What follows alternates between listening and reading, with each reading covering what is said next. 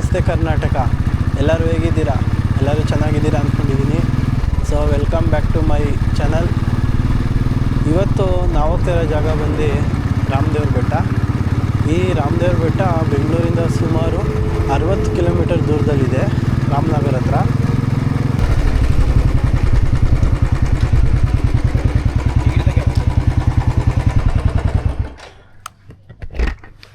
ಎಷ್ಟು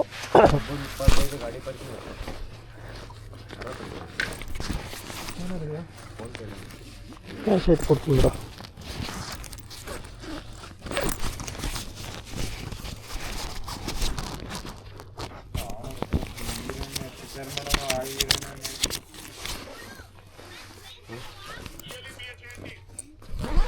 ಇಸ್ಕೋ.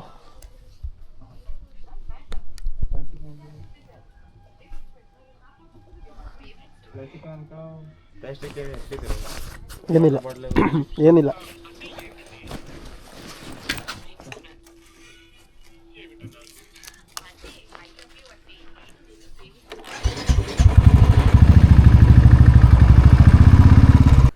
ಈ ಬೆಟ್ಟಕ್ಕೆ ಹಲವಾರು ಹೆಸರುಗಳಿವೆ. ಅದು ಯಾವ್ಯಾವುದು ಅಂದರೆ ರಾಮದೇವ್ರ ಬೆಟ್ಟ, ಜಟಾಯು ಬೆಟ್ಟ, ಶೋಲೆ ಬೆಟ್ಟ, ರಣಹದ್ದು ವನ್ಯಜೀವಿ ಧಾಮ ಮತ್ತು ರಾಮ್ಗಢ್ ಅಂತ ಕೂಡ ಕರೀತಾರೆ.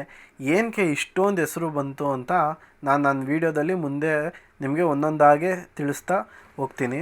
ಮತ್ತು ಇನ್ನೊಂದು, ಈ ಬೆಟ್ಟದ ಬಗ್ಗೆ ಇನ್ನೊಂದು ವಿಶೇಷತೆ ಏನಂದರೆ 2012ರಲ್ಲೇ ನಮ್ಮ ಕರ್ನಾಟಕ ಸರ್ಕಾರ ಈ ಸುತ್ತ ಕಾಡಿರುವ 856 ಎಕರೆ ವಿಸ್ತೀರ್ಣ ಆಗಿರುವ ಈ ಕಾಡನ್ನು ಎಕೋ ಸೆನ್ಸಿಟಿವ್ ಝೋನ್ ಆಗಿ ಘೋಷಣೆ ಮಾಡಿದೆ.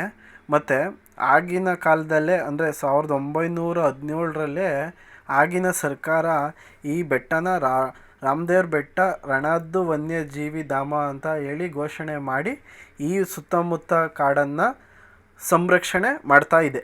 ಈ ಬೆಟ್ಟಕ್ಕೆ ಬೆಳಗ್ಗೆ 9 ಗಂಟೆಯಿಂದ ಸಾಯಂಕಾಲ 5 ಗಂಟೆ ತನಕ ಮಾತ್ರ ವಿಸಿಟಿಂಗ್ ಅವರ್ಸ್ ಇರೋದು. ಒಬ್ರಿಗೆ 25 ರೂಪೀಸ್ ಚಾರ್ಜ್ ಮಾಡ್ತಾರೆ. ಮತ್ತು ಬೈಕಿಗೆ 10 ರೂಪೀಸ್, ಮತ್ತು ಕಾರ್ಗಾದರೆ 20 ರೂಪೀಸ್ ಪಾರ್ಕಿಂಗ್ ಫೀಸ್ ಚಾರ್ಜ್ ಮಾಡ್ತಾರೆ.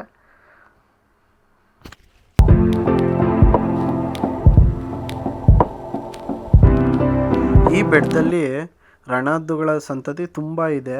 ಅದಕ್ಕೆ ಇನ್ನೊಂದು ಕಾರಣ ಏನಂದರೆ, ರಾಮಾಯಣದ ಟೈಮಲ್ಲಿ ಸೀತೆ ಮಾತೆಯನ್ನು ರಾವಣ ಅಪಹರಿಸ್ಕೊಂಡು ಹೋಗ್ಬೇಕಾದ್ರೆ ರಾವಣನ ವಿರುದ್ಧ ಜಟಾಯು ಅಂತ ಅನ್ನೋ ಒಂದು ಪಕ್ಷಿ ರಾವಣನ ವಿರುದ್ಧ ಯುದ್ಧ ಮಾಡುತ್ತೆ. ಆ ಜಟಾಯು ಪಕ್ಷಿಯ ಸಂತತಿ ಇಲ್ಲಿಂದನೇ ಉಗಮ ಆಗಿದ್ದು ಅಂತ ಹೇಳ್ತಾರೆ. ಅದಕ್ಕಾಗಿ ಈ ಬೆಟ್ಟಕ್ಕೆ ಜಟಾಯು ಬೆಟ್ಟ ಅಂತ ಕೂಡ ಹೆಸರು ಬಂದಿದೆ. ಅದಕ್ಕೆ ಈ ಬೆಟ್ಟದಲ್ಲಿ ರಣಹದ್ದುಗಳ ಸಂತತಿ ಬೇರೆ ಕಡೆ ಎಲ್ಲಿ ಹೋಲಿಸ್ಕೊಂಡು ಸ್ವಲ್ಪ ಜಾಸ್ತಿನೇ ಇದೆ. ಮತ್ತು ಇಡೀ ಏಷ್ಯಾದಲ್ಲೇ ಇದೊಂದೇ ವಲ್ಚರ್ ಸ್ಯಾಂಕ್ಚುರಿ ಅಂತ ಕೂಡ ಹೇಳ್ತಾರೆ.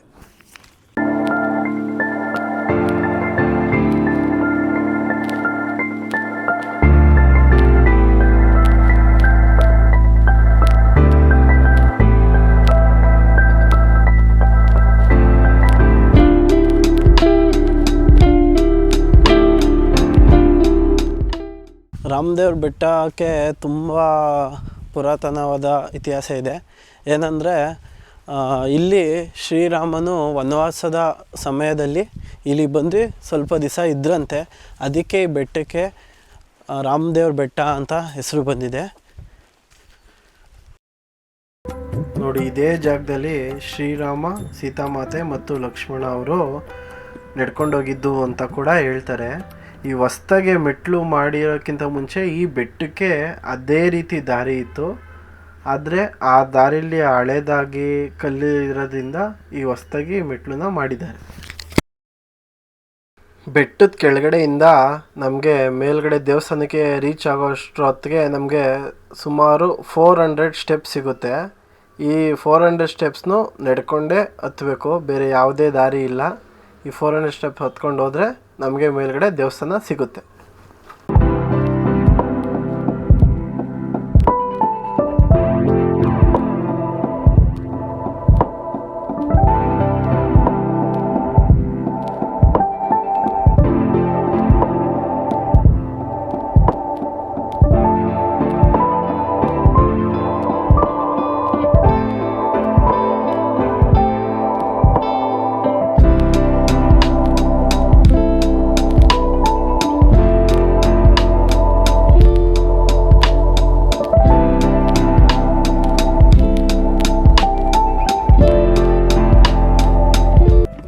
ರಾಮೇಶ್ವರ ದೇವಸ್ಥಾನದ ವಿಶೇಷತೆ ಏನಂದರೆ ಇಲ್ಲಿರುವ ಶಿವಲಿಂಗವನ್ನು ಸ್ಥಾಪನೆ ಮಾಡಿರೋದು ಸ್ವತಃ ಶ್ರೀರಾಮರೇ.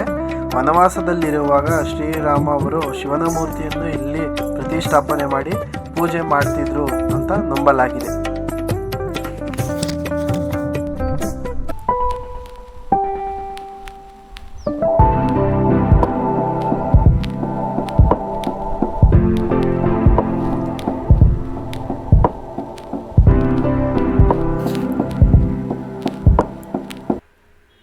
ಈಗ ನಾವು ನೋಡ್ತಾ ಇರೋ ಕೊಳದ ಹೆಸರು ಬಂದು ಶ್ರೀರಾಮ ತೀರ್ಥ ಅಥವಾ ನೈದಿಲೆ ತೀರ್ಥ ಅಂತ ಕೂಡ ಕರೀತಾರೆ. ಏನಕ್ಕಂದರೆ ಇಲ್ಲಿ ವನವಾಸದ ಸಮಯದಲ್ಲಿ ಸೀತಾಮಾತೆಗೆ ದಾಹ ಆದಾಗ ಪ್ರಭು ಶ್ರೀರಾಮರು ಬಾಣವನ್ನು ಹೊಡೆದು ಇಲ್ಲಿ ನೀರು ಬರೋಗೆ ಮಾಡ್ತಾರೆ. ಅದಕ್ಕೆ ಇದನ್ನು ಶ್ರೀರಾಮ ತೀರ್ಥ ಅಂತ ಕರೀತಾರೆ. ಮತ್ತು ಇದು ನೈದಿಲೆ ಆಕಾರದಲ್ಲಿರೋದ್ರಿಂದ ಇದನ್ನು ನೈದಿಲೆ ತೀರ್ಥ ಅಂತ ಕೂಡ ಕರೀತಾರೆ. ಇನ್ನೊಂದು ವಿಶೇಷತೆ ಏನಂದರೆ ಇವತ್ತಿನ ತನಕ ಈ ಕೊಳದಲ್ಲಿ ಯಾವತ್ತೂ ನೀರು ಖಾಲಿ ಆಗಿದ್ದೇ ಇಲ್ವಂತೆ. ಶ್ರೀರಾಮ ತೀರ್ಥ ನೋಡ್ಕೊಂಡು ಮುಂದೆ ಬಂದಿದ್ದು ನಮಗೆ ಸಿಕ್ಕಿದ ಮುಂದಿನ ದೇವಸ್ಥಾನನೇ ಶ್ರೀ ಪಟ್ಟಾಭಿರಾಮ ದೇವಸ್ಥಾನ. ಈ ದೇವಸ್ಥಾನದ ವಿಶೇಷತೆ ಏನಂದರೆ ಇಲ್ಲಿ ಒಂದೇ ಶಿಲೆಯಲ್ಲಿ ಪ್ರಭು ಶ್ರೀರಾಮ, ಸೀತಾಮಾತೆ, ಲಕ್ಷ್ಮಣ ಮತ್ತು ಆಂಜನೇಯನವರ ವಿಗ್ರಹ ಇದೆ. ಮತ್ತು ಇದನ್ನು ಸ್ಥಾಪನೆ ಮಾಡಿದ್ದು ಸ್ವತಃ ಸುಗ್ರೀವನವರೇ ಅಂತ ಕೂಡ ಹೇಳ್ತಾರೆ. ಅಯೋಧ್ಯೆಯಲ್ಲಿ ಶ್ರೀರಾಮರ ಪಟ್ಟಾಭಿಷೇಕ ಆದಮೇಲೆ ವಾಪಸ್ಸು ಮನೆಗೆ ಬಂದ ಸುಗ್ರೀವ ಇಲ್ಲಿ ಆ ಪ್ರಭು ಶ್ರೀರಾಮರ ನೆನಪಿಗಾಗಿ ಇಲ್ಲಿ ಒಂದೇ ಶಿಲೆಯಲ್ಲಿ ಅವರ ರೂಪವನ್ನೆಲ್ಲ ಕೆತ್ತಿ ಇಲ್ಲಿ ಸ್ಥಾಪನೆ ಮಾಡಿದ್ರು ಅಂತ ಕೂಡ ಹೇಳ್ತಾರೆ.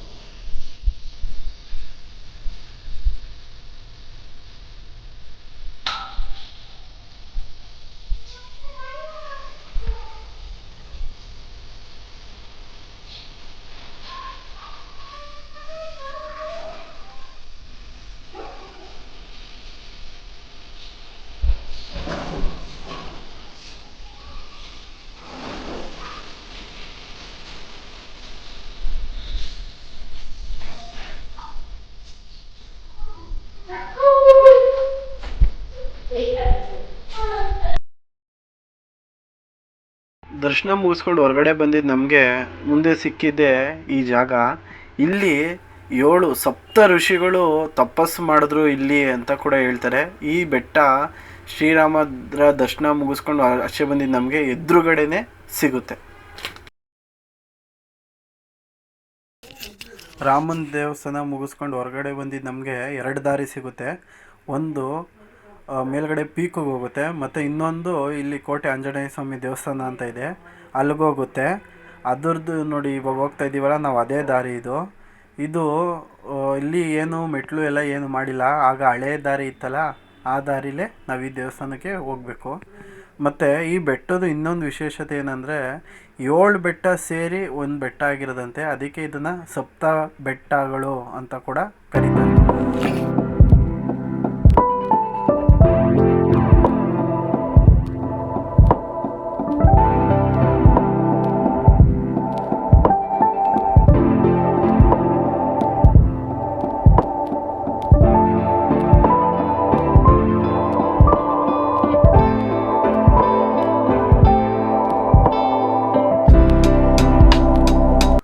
ಇಲ್ಲಿ ಆಂಜನೇಯ ಸ್ವಾಮಿ ಮೂರ್ತಿ ಪೂರ್ವಾಭಿಮುಖವಾಗಿ ಇರೋದು.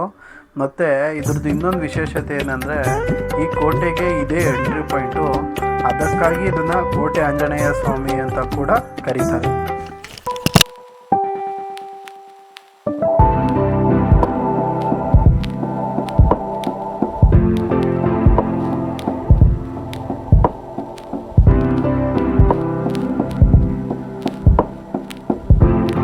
ಫೋರ್ 400 ಸ್ಟೆಪ್ಸ್ ಕಂಪ್ಲೀಟ್ ಮಾಡಿಕೊಂಡು ಮೇಲೆ ಬಂದು 3 ದೇವಸ್ಥಾನ ನೋಡಿದ್ವಿ.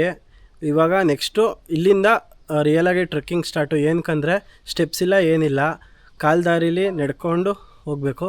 ಬನ್ನಿ ಹೋಗೋಣ.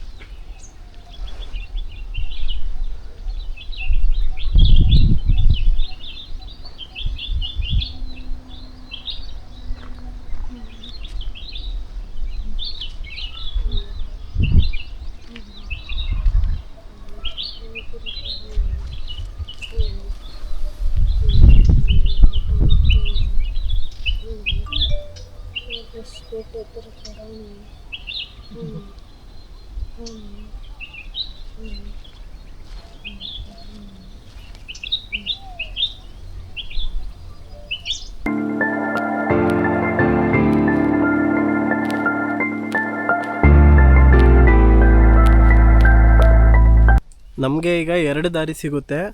ರೈಟ್ಗೆ ಹೋದರೆ ಅಲ್ಲೊಂದು ಪೀಕ್ ಇದೆ, ಸ್ಟ್ರೈಟ್ ಹೋದರೆ ಅಲ್ಲೊಂದು ಪೀಕ್ ಇದೆ. ಬನ್ನಿ ಫಸ್ಟು ರೈಟ್ಗೆ ಹೋಗಿ ಅದು ನೋಡಿಕೊಂಡು ಮತ್ತೆ ಇಲ್ಲಿ ಮೇಲ್ಗಡೆ ಹೋಗೋಣ.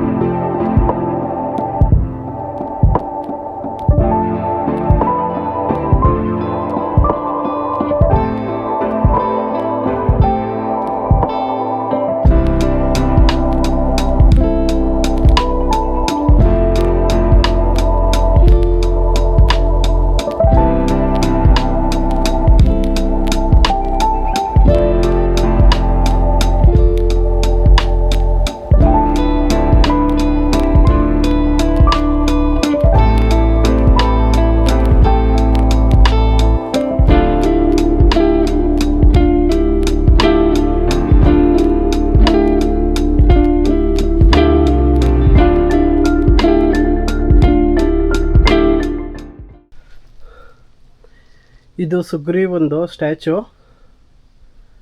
ಸುಗ್ರೀವನ ನೆನಪಲ್ಲಿ ಇಲ್ಲಿ ಅವ್ರದ್ದು ಸ್ಟ್ಯಾಚು ಮಾಡಿದ್ದಾರೆ.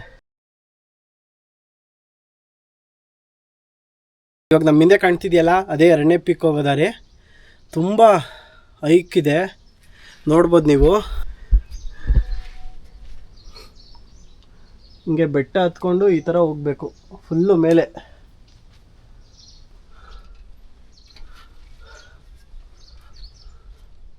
ನೋಡಿ ಇದೆ ನಾವು ಈಗ ಹತ್ತೋ ಜಾಗ.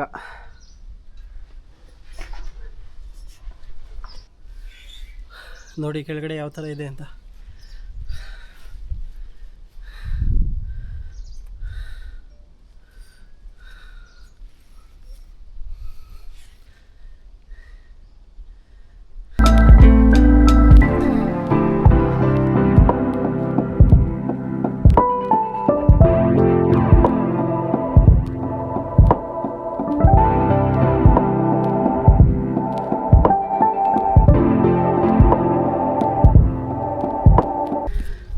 ಕೊನೆಗೂ ಸಿಕ್ತು ಪೀಕು.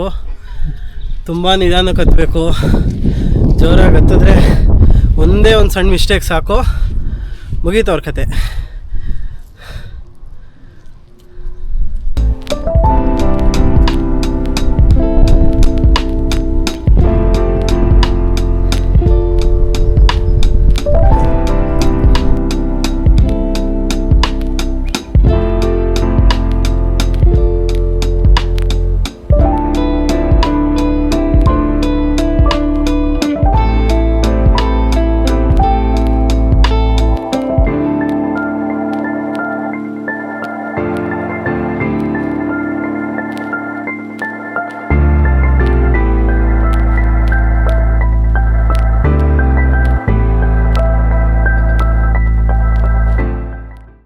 ಪೀಕ್ನ ನೋಡಿಕೊಂಡು ಕೆಳಗಡೆ ಹೊರಟಿದ್ದೀವಿ ಇವಾಗ.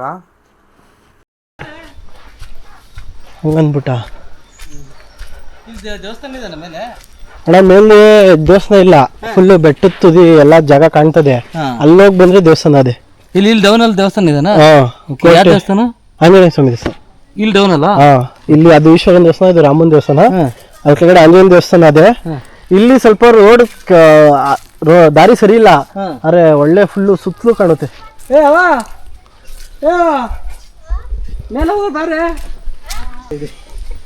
ನಿನ್ಗ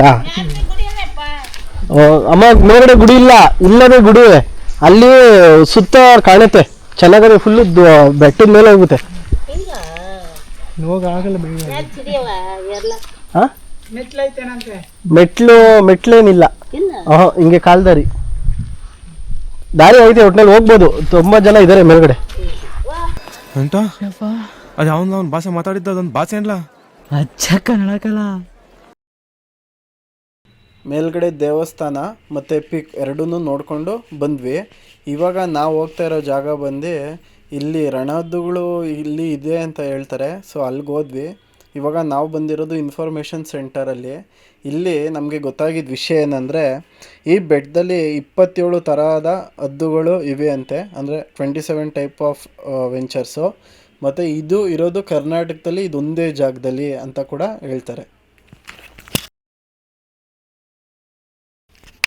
ಇಲ್ಲಿ ನಮಗೆ ಇನ್ನೊಂದು ವಿಷಯ ಗೊತ್ತಾಗಿದ್ದೇನೆಂದರೆ, ಫಾರೆಸ್ಟ್ ಡಿಪಾರ್ಟ್ಮೆಂಟ್ ಅವರು ವಾರದಲ್ಲಿ 2 ದಿವಸ ಈ ಹದ್ದುಗಳಿಗೆ ಊಟ ಹಾಕ್ತಾರಂತೆ ಬೆಟ್ಟದ ಮೇಲೆ.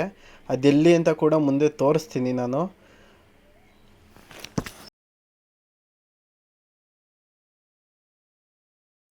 ಅಲ್ಲಿ ಇನ್ಫಾರ್ಮೇಷನ್ ಸೆಂಟರಲ್ಲಿ ಅವನ್ನೆಲ್ಲ ತಿಳ್ಕೊಂಡು ಇವಾಗ ನಾವು ಹೋಗ್ತಾ ಇರೋದು ರಣಹದ್ದುಗಳು ಕಾಣೋಕ್ಕೆ ಅಂತ ಫಾರೆಸ್ಟ್ ಡಿಪಾರ್ಟ್ಮೆಂಟ್ ಅವರು ವ್ಯೂ ಸೈಟ್ ಮಾಡಿದ್ದಾರೆ ಇಲ್ಲಿ ಬೆಟ್ಟದ ಮೇಲೆ. ಅಲ್ಲಿಗೆ ಹೋದ್ವಿ. ನೋಡಿ, ನಮಗೆ ಇಲ್ಲಿ ಅದು ರಣಹದ್ದು ಕಾಣುತ್ತೆ. ಸೊ ಝೂಮ್ ಮಾಡಿ ನೋಡಿದ್ದೀನಿ. ಇಲ್ಲಿ ಕುರಿ ಮೇಯಿಸ್ತವ್ರವರು ಹೇಳಿದ್ರು ನಮಗೆ,